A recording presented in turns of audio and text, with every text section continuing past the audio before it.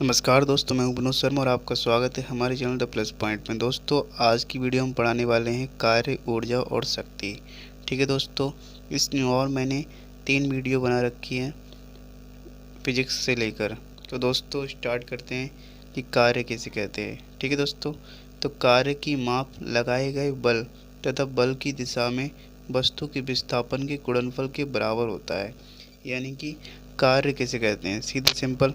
जैसे कि मान लो यहाँ पर हमने एक ले लिया है, ये देखो, जैसे कि यहाँ पर कोई बोर्ड है।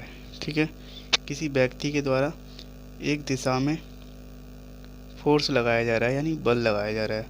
उसके द्वारा ये वस्तु यहाँ से लेके यहाँ से विस्थापित होकर यहाँ पहुँच गई। तो ठीक है दोस्तों, तो यहाँ से लेकर यहाँ तक जो पहुँचाने में जितनी उसकी मेहनत लगी है, उसी को हम क्या कहते हैं, कार्य कहते हैं। ठीक है दोस्तों, आई होप कि समझ में आ गया होगा। कार्य एक अदिश राशि है, इसका मात्रक क्या होता है, जूल। ठीक है दोस्तों, अगर फॉर्मूला देखें इसका, कार्य इक्वल टू बल इंटू विस्थापन होता है।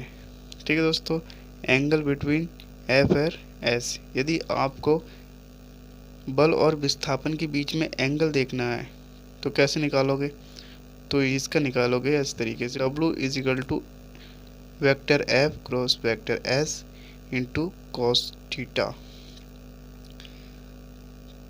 उसके बाद हम देखते हैं कि ऊर्जा किसे कहते हैं।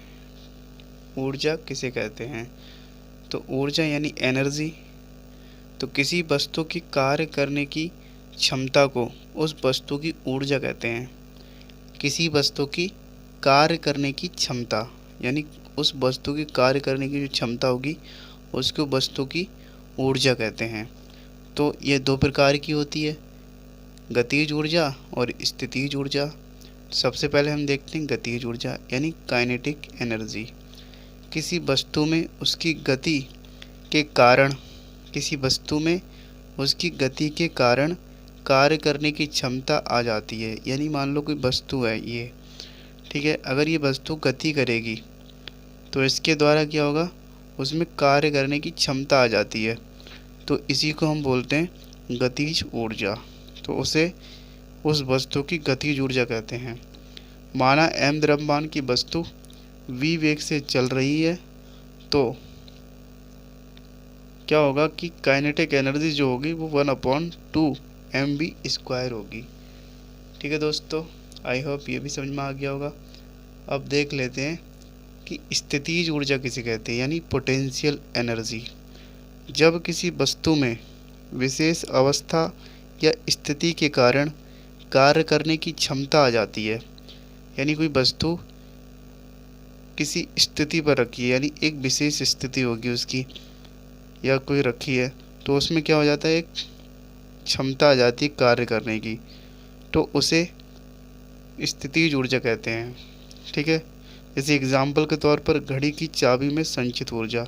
घड़ी में क्या होता है, अगर उसकी चाबी कस दो तो क्या होता है, उसमें एक ऊर्जा आ जाती है जिससे क्या होता है कि वो चलती रहती है। तो potential energy is equal to mgh होता है, जहाँ m होता है द्रव्यमान, g होता है गुरुत्वीय त्वरण और h होती है ऊंचाई। ठीक है दोस्तों, अब दोस्तों देख लेते हैं कि शक्ति यानी पावर किसे कहते हैं। तो कार्य करने की दर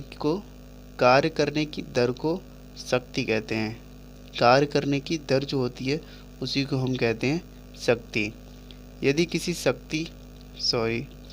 किसी व्यक्ति द्वारा W कार्य, यानी W जो कार्य है वो t समय में किया जाता है। कितने समय में किया जाता है, t समय में किया जाता है।